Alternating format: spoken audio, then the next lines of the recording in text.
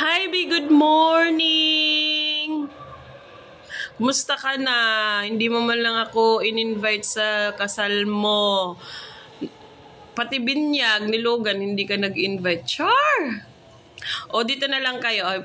Dito na lang kayo sa bahay. Pag one time, one day. Soon.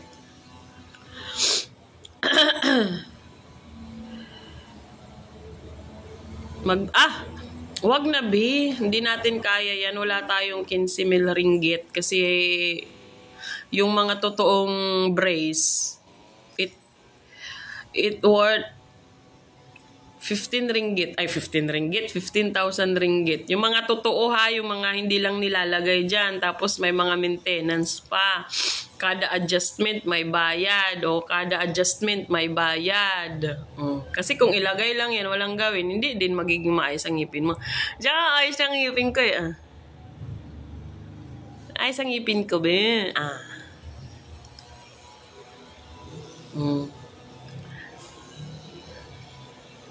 Pantay man yan. Kasi sa atin, alam mo, sa Pilipinas, na ano na natin yan, na pag may brace ka, mayaman ka. Yung parang nasa, adapt na natin yung, if naa kay brace, dato ka.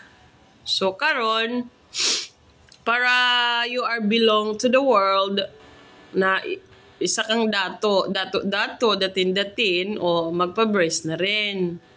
Tapos, at the end of the day, wala ka man ipa-maintain for the ano ba yun? Squeezing. Unat baga. Adjustment. unat.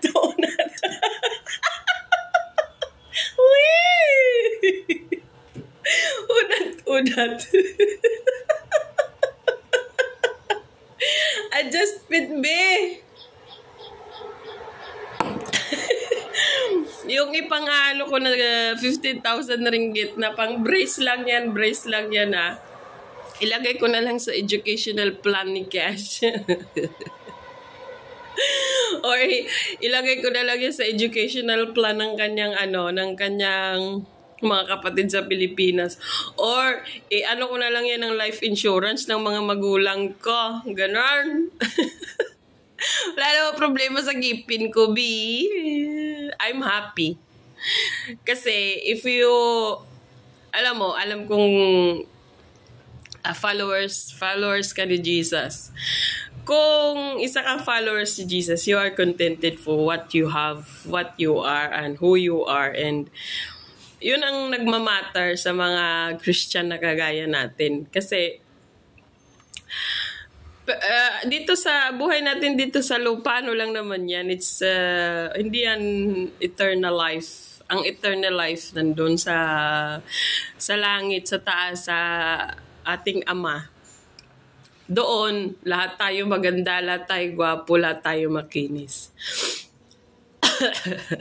Kaya dito yung mga discrimination, it's part of growing up. Kaya yung mga sinasabi sa akin ni Pokemon, ni Bakekang na ganito, yan lang naman ang maano niya sa akin. Wala namang iba. Wala naman siyang ibang may babato sa akin dahil my life is in public. Diba?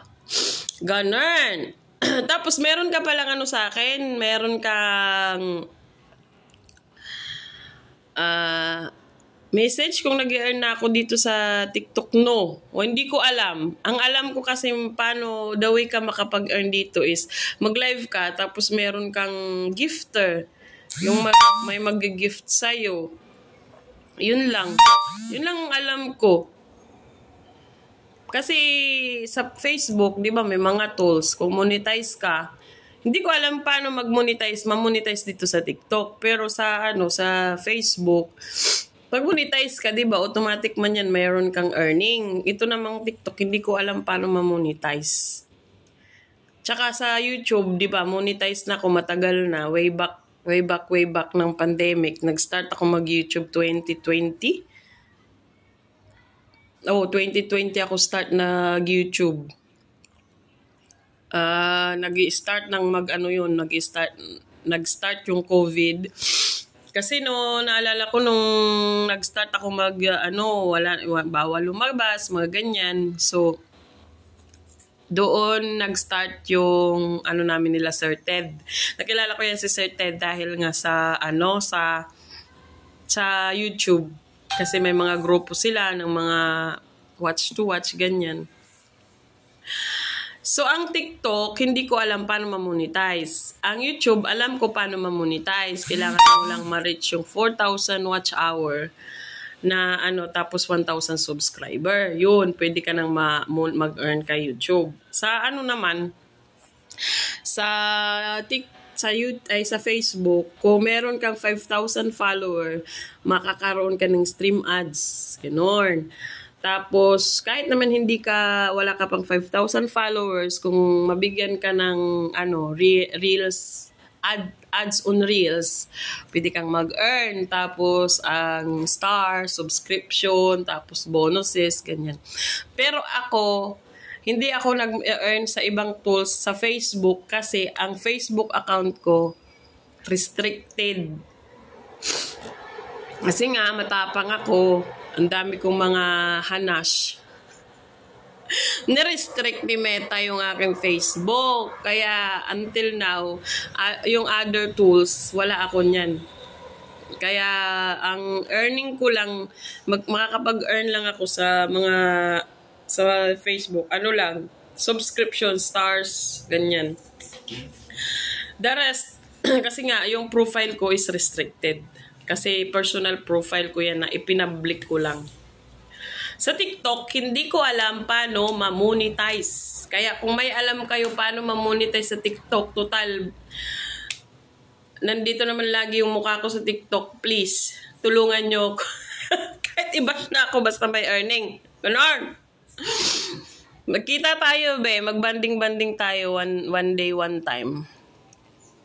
Tsaka congratulations pala. Bye!